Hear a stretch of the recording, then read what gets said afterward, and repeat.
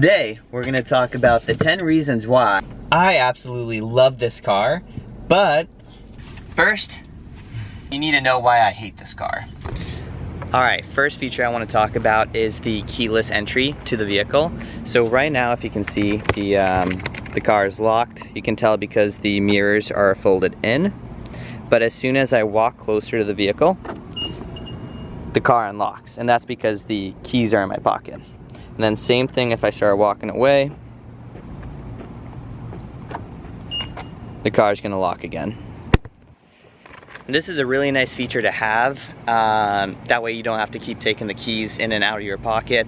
So again, it's in my pocket. I'm just gonna walk up to the car, bam, unlocked.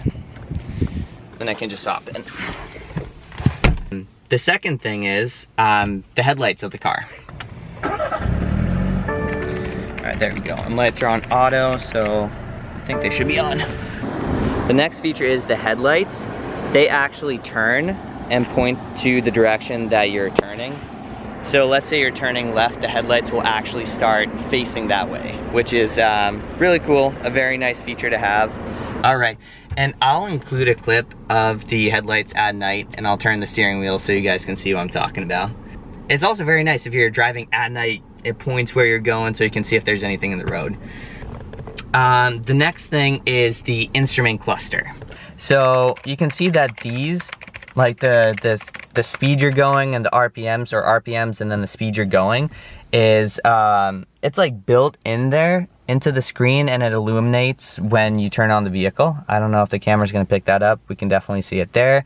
And then also the tachometer, like the little bars, those are also built in, so those are physical pieces. But then once you turn the car on, everything lights up. So it's like a hybrid between a digital dash and a like the standard analog. I'm not sure what you would call that. But that's a really cool feature. I love the new digital dashes that are coming out in cars. So it's a nice to have. If you get the, there's a different, more premium model of this G20, and that one comes with a full digital dash. So, but yeah, I really like this one. It looks cool. But yeah, the next thing that I really like about this car is the automatic braking feature. I'm not gonna show you a personal example because I don't feel like flying up to a car and then hoping that the automatic braking engages, but I'll see if I can find a video and include a clip of what it looks like. But there's a little icon that flashes and a sound that emits when you come up to a vehicle too quick, and the car thinks like, oh, I don't think he's gonna stop. And then the next part, or the next stage, is it would actually apply the brakes and stop before you hit the car. But I've never gotten to the point where it actually engaged the brakes. I've had the little light flash before, but it's nice to have if you're driving an expensive car and you want to make sure that, you know, you don't get in a car accident, or at least reduce the chances of it. It's a cool cool safety feature. And then let me show you the one of the cool features. I don't know if a lot of people know about it, but it's a very cool feature. All right, so the car's locked up right now. If you take the let's see, the key fob, and you press and hold unlock,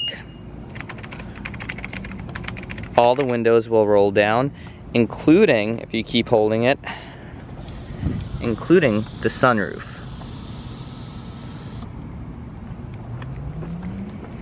And then if you press and hold the lock button, they will actually go back up.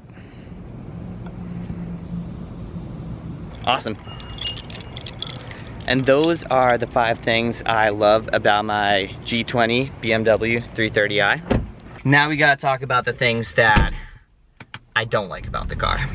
So the first thing is going to be the depreciation of this vehicle. So I'll include like a graph or a chart, or maybe Kelley Blue Book or something on the screen for you guys. But for example, I purchased this car about exactly a year ago now. And I purchased it for $31,000 out the door. Right now, I am looking at trading in this car for a Mustang.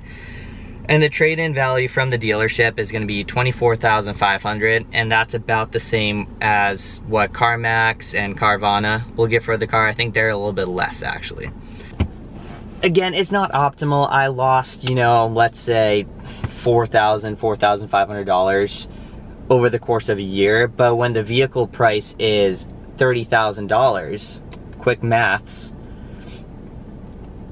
So yeah, if you lose $4,000 on the vehicle and the vehicle cost $30,000, you're down what, like 13, 14% of the price of the vehicle in 1 year. And it's not a brand new car. This is what, 2019, and it's 2023 right now, so a 4-year-old car.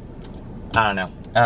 And I get that all cars depreciate. I just feel like this one is plummeting.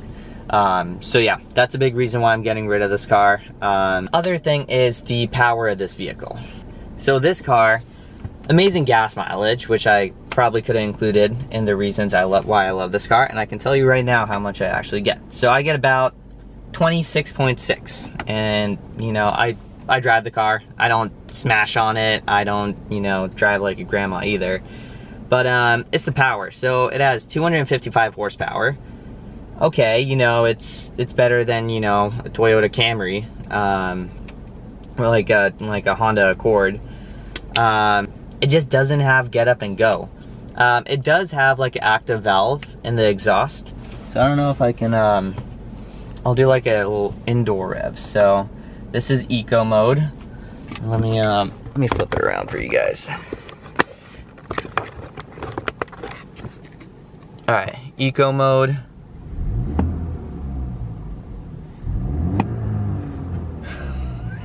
It's very quiet. It's very quiet.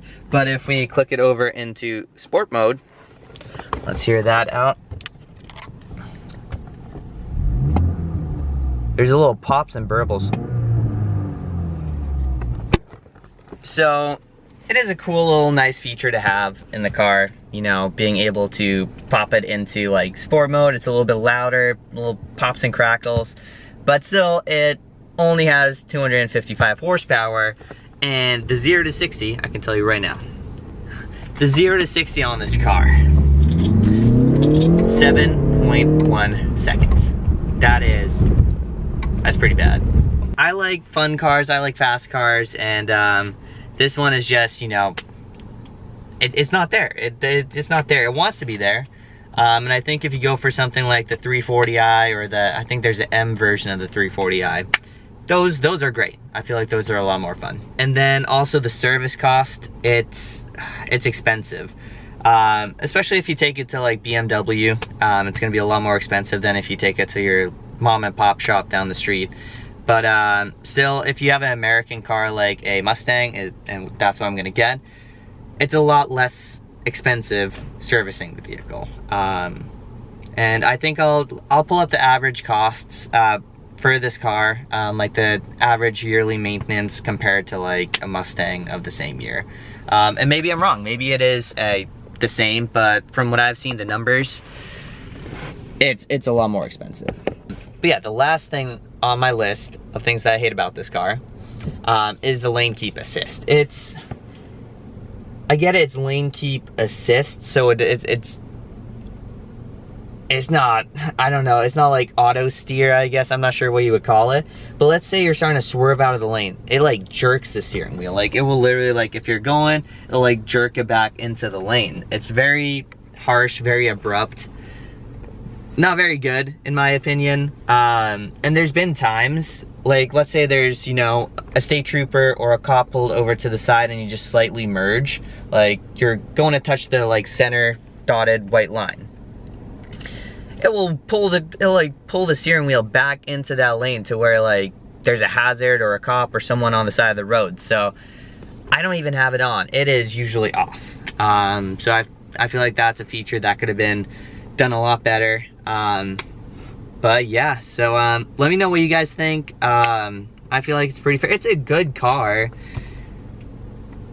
but you know, I don't know. Let me know what you guys think down below. But appreciate you guys watching.